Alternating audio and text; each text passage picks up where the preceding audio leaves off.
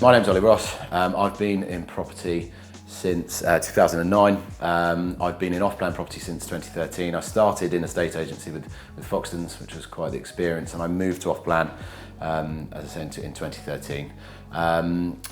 The one previous company that I worked for prior to Fabrik really set out a stall for quality and in delivery, and I dealt with a lot of clients, not only in the UK but around the world as well. So it's been quite a benefit to have the range of experience that I've had, and yeah, I look forward to kind of applying that to Fabrik as well.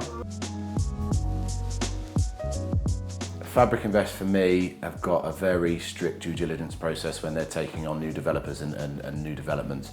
It's such an important makeup of any investment to make sure that you've got the right level of credibility.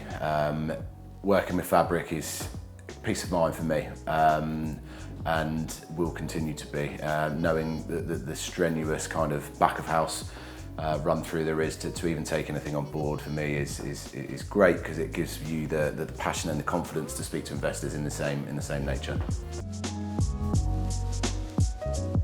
The UK is good for property investment. I mean, it always has been good. It's seen as a bit of a safe haven, not only for overseas investors but for people in the UK as well. Bricks and mortar are solidity in times of uncertainty.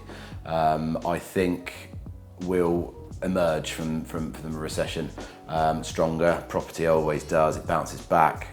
You can see that over the last 5 decades that it's gone from strength to strength to strength. So I think UK property is and forever will be quite a stable place to park your money.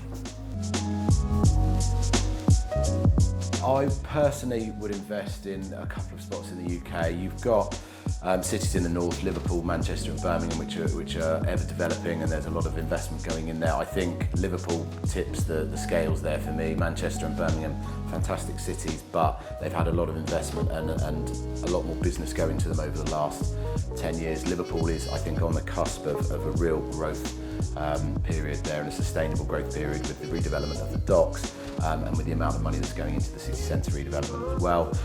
I'd also look at your standard commuter belt properties. Central London is often ineligible for investment in terms of your yields. It doesn't stack up. You can be paying a very high amount for a very low yield, whereas those commuter belt properties are still developing. You've got a lot of opportunity out there, and I think those commuter belt areas are very good as well. The post-COVID market is an interesting one. I've got to say, when the pandemic hit and everyone was in lockdown, things were dicey. Things went very quiet for about 6 weeks. People didn't really know what was going on, and understandably, the phones went a bit dead. From there on in, it's been busy. It's been manic, actually. Today's been a crazy day, but rightly so. Developers are still building, supply chains are back now, and everything's in full flow again. There's still units to be sold, and I think there's deals to be had that you know you wouldn't have seen pre-COVID. Sorry. So it's I think it's a great time to look to invest now.